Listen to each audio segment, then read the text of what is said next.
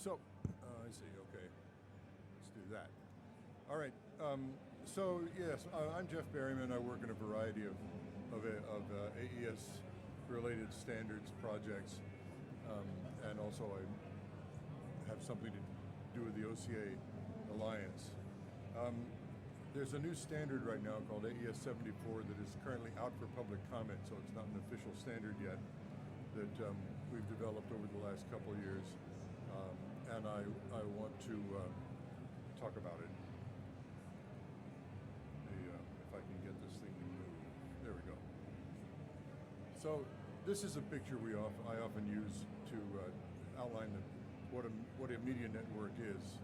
In the middle are the two big areas of functionality that media networks have. On the left is media transport, which would be AES67, SMPTE 211030, Dante, AVB, and other technologies, less common, less well known.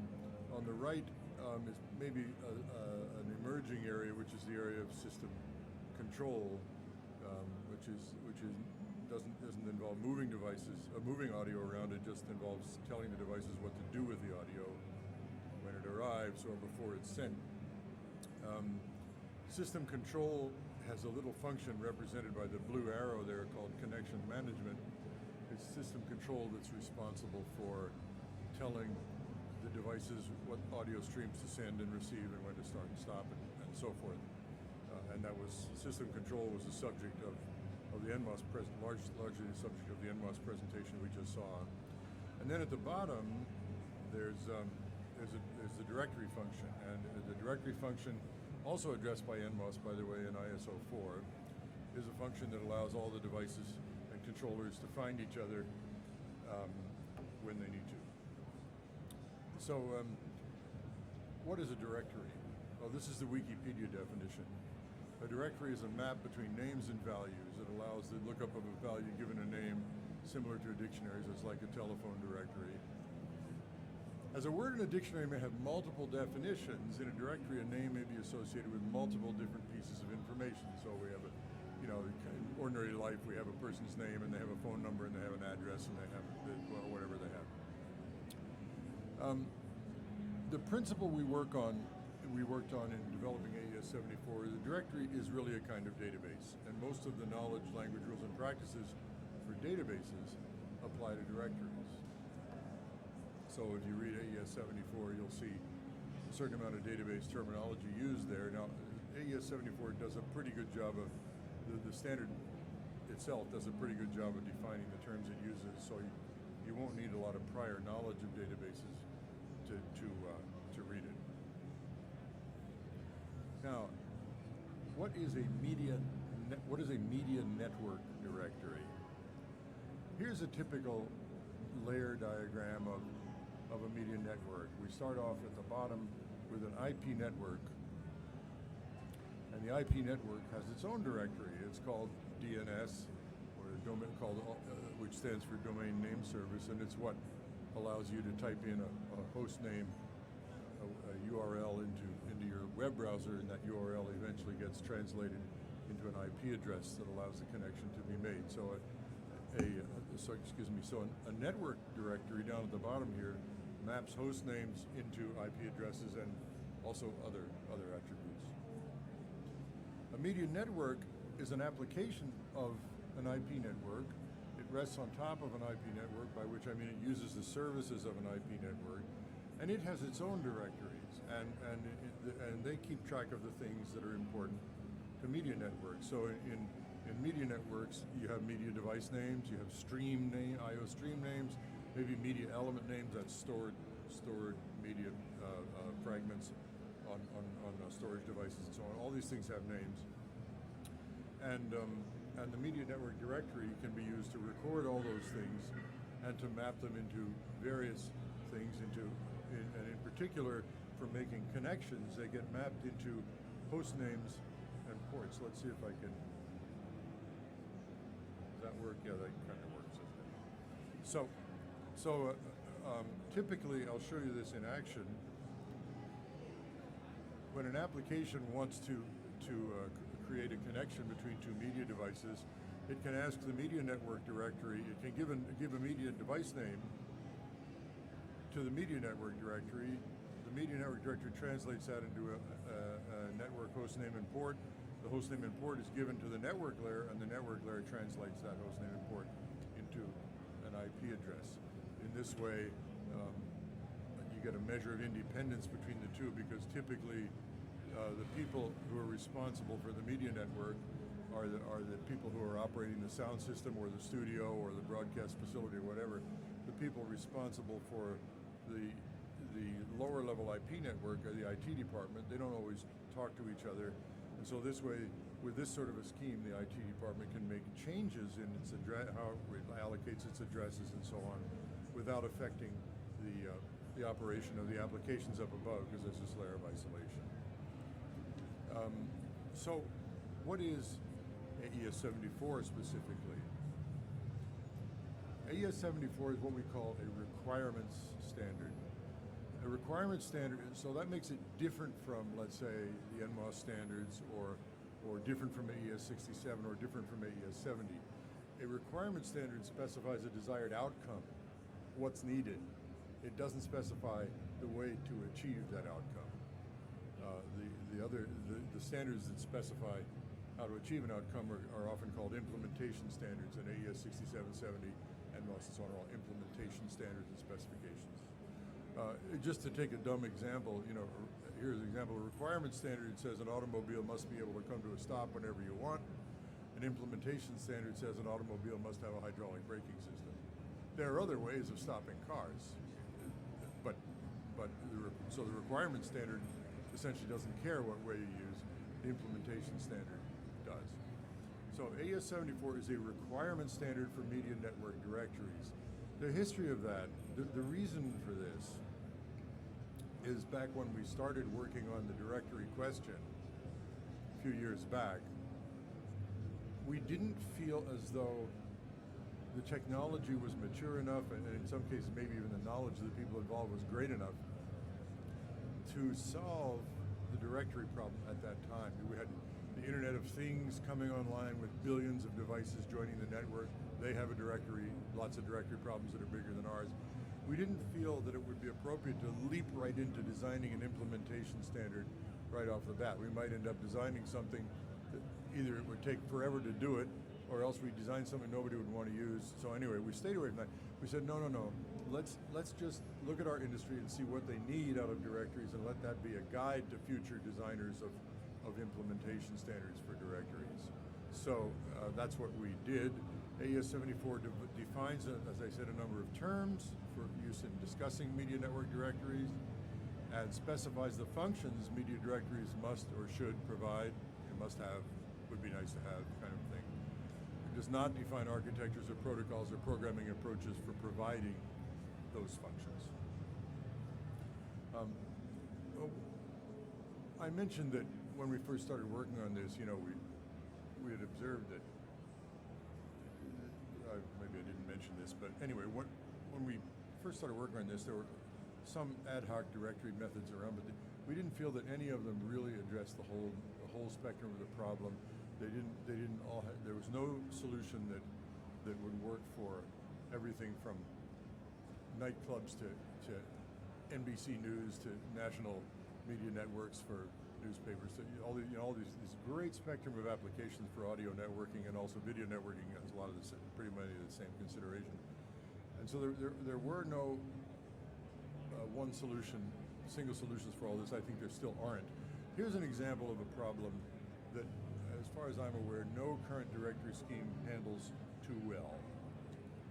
The university example. I worked for a university for 20 years, so I'm using a university example. Take a 5-story research building, add an Ethernet, put routers and switches on every floor. That means every floor is a separate IP subnetwork. This is all the IT department working so far. And then add some computers, plug in a bunch of computers on each floor. And then draw the boundaries of all the research groups that are using all those computers. And in this diagram, the colors are meant to mention a common research group. So you'll see this pink research group has some computers on floor 5 and some more on floor 3 and some more on floor 2. And so that means that that although all those computers belong to the same research group, they don't belong to the same IP subnetwork. Similarly, on floor 4, you see, and floor 5 both, you see that there are 2 different research groups: the green one and the yellow one, and the purple one, or 3 different ones, and there are places where the same IP subnetwork has multiple media networks on it. So you have that case as well. The problem is, this is the problem. How can they coexist gracefully? How do the devices and controllers find each other? How does a controller avoid affecting devices that aren't its own? You know, I heard an anecdote a while ago from some media network a couple of years back where they said what they were doing at university. They said, well, you know, if somebody plugs in a network power amplifier in the physics department, it shows up on the drama department's controller. You know, and so you can't have that. You can map that same problem into any kind of multiply administered facility, whether it's a bunch of a broadcast facility or even some kind of, you know, I have some work with national emergency networks, have the same problem all over the place. This multiple overlapping network problem exists. This is an example of a problem that is not handled, as far as I know, well at all by any current directory implementation. And the way people are solving it right now is typically by getting the IT department and the media networking department people to talk to each other and tweaking around with the subnets and doing all kinds of things that sort of cross these 2 layers that I talked about in order to get the solution to work. And of course, not everybody in audio has access to all of those technical resources, so it's a problem. So AES74 has some specifications about that, but in general, what's in AES74? And what I've done here is just basically taken the table of contents out of the draft standard document, which I will show you how to download, and kind of summarize them and so forth, so give you some sense of what the scope of AES74 is. So the first category is functionality. So topics addressed are registration and deregistration. That's how entries get made in the directory or taken out. Querying subscriptions. I see I need a blank there. No, actually, subscriptions is supposed to be a separate item, but querying the directory to find out who's in there, subscribing to the directory, which means that a controller can kind of say to the directory, hey, let me know when anything changes, because I have to know who's arriving and who's leaving the network and so on. Persisting queries, which is a long-running way of doing a subscription. That's really the same topic as subscriptions. I was in a hurry when I did this, sorry. And discovery. Discovery is when a new device joins the network, how does it find out everything that's there all at once? Sometimes directory services, a lot of times in the current language that you hear around the room, directory services are referred to, or directories are referred to as discovery services, but in fact, discovery is only one function of a directory. Next topic, directory access. You know, services and protocols. A directory is a database, so it's a body of data somewhere, and there may need to be more than one way of getting at it. In particular, if there's legacy equipment, that equipment may have the need to talk to a directory in one way. New equipment may want to talk in another way, and so on. So there'll be maybe multiple services the directories provide, but using multiple access protocols. Next, have a coexistence of multiple directories and how they avoid clashes and how they can function as backups for each other and so forth. And then nested directories. You know, if you think of a typical modern computer, you know, a file folder is a directory, and we know we can put files in a file folder, but we can also put other directories inside, other folders inside a folder. So we can put directories inside directories. And that leads to the idea of an entity is the name we use for an item registered in the directory. Sorry for the jargon. So that leads to the idea of the fact that a thing in a directory might have a path in the same way that a file name has a path. So the path is the name of the outermost directory, and then the name of the next inner directory, and the next, until you finally get down to the name of the item itself inside the lowest level of the nest. So we talk about that. Then we talk about relationship to the data network, something that's kind of a lot of the subject of that university example I gave a minute ago. Data network type independence, so in fact, directories, you might need installations where not all of the connections are by an IP network. There might be other kinds of networks, something might be hooked by USB and Thunderbolt and all these kinds of other peripheral attachment methods, and the directory has to work for all of that stuff. Data network topology independence, that means that if the IT department decides to rearrange the subnets tomorrow, it doesn't stop you from working. Minimal effect on infrastructure, which means that installing a directory in a facility doesn't screw up the rest of the network. And so, because in some cases, you'll have a dedicated network for your media stuff, but in a lot of cases you won't. It'll be shared with other media networks and other business functions entirely. So the directory may not interfere with those functions. And the shared data networks where you might in fact use multiple networks to access directories for redundant purposes and so on.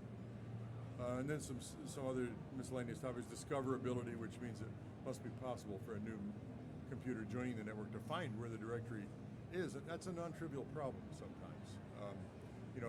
If I imagine the university example again, and the physics department orders a new audio device, and there's this big university network out there with all these media networks that have all the directories.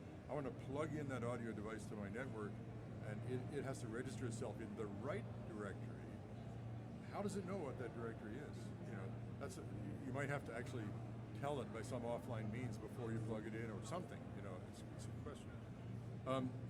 Security and access control is a big thing. We don't get into elaborate definition of security requirements in this document because as far as security is concerned, a directory is just one kind of data, and if you can secure all your data on your network, you're going to secure the directory too. So in fact, security is kind of a larger institutional function, but we do mention it. Scalability, which means you have to have directories that don't slow down when you have thousands of things registered in them. Performance is related, but that also means how big a computer you have to run your directory. You have to have a supercomputer to run your directory with acceptable speed. That's not an acceptable solution. Centralized and distributed implementations. You want your directory all in one place, or you want to spread it around a bunch of machines. The Internet Domain Name Service is a highly distributed directory. There are thousands of nodes and so on. There are elaborate schemes for sharing information between the nodes and so on. It works like crazy. We don't even think about it. It works so well, but it's quite an amazing accomplishment to be truthful. Reliability and robustness, how you deal with redundant networks and stuff, fail-safe, failover features, and finally ease of use. There are also, I forgot to list them here, there's also a specific appendix to AES74 that adds a few more requirements that are specifically for IP networks. All the rest of the stuff is network type independent, but there are some specific IP network recommendations. So that's basically what's in AES74. The status of it today, this is actually my last slide. AES74 is currently a draft AES standard in the public comment phase. Public comments will be accepted until November 21st, plus or minus. I'm not positive about that date, 20th, 21st, 22nd, around there. You can look at the website, be sure. And here's where you go to get a downloadable copy of the draft. Doesn't cost you anything. When it becomes a standard, then it'll be behind the AES's paywall, and it'll cost you, I don't know, $30 or $40 or $50 to get a copy. At the moment, this isn't the final standard, but it's probably darn close. We don't think there are going to be a lot of comments on this, and the reason is because we in fact developed this standard. Our first step in developing this standard was to send out a great request for comments, to ask people up front, what do you think is needed? And we took all that information and put it into the standard. So we think we've, in a way, already pre-done the comment phase in effect, but there may be a few comments we'll deal with. Anyway, when the comment period expires, the task group that I chaired will resolve the comments. We've talked to the authors of the comments if necessary. We'll do whatever we have to do. And when no unresolved comments remain, AES74 will become an official standard. The next work of the task group, I don't have a slide about that, we've been talking about that in meetings this convention, in the standards meetings downstairs. But the task group is now going to go on to take this standard and compare it to popular directory methods that we have that are used by the various, some of them proprietary, some of them public, and sort of come up with a summary saying, well, this directory scheme fulfills these requirements but not those. That directory scheme is a different set, and so on. Just generally to survey who is fulfilling which requirements of AES74. I'd be very surprised to find out we find one that fulfills them all. So that is the story. There's my contact information. Doing standards is at least 50% of my job, so don't feel that you're taking me away from my day job if you want to call me, because this is part of my day job. And that's it. Any questions right now?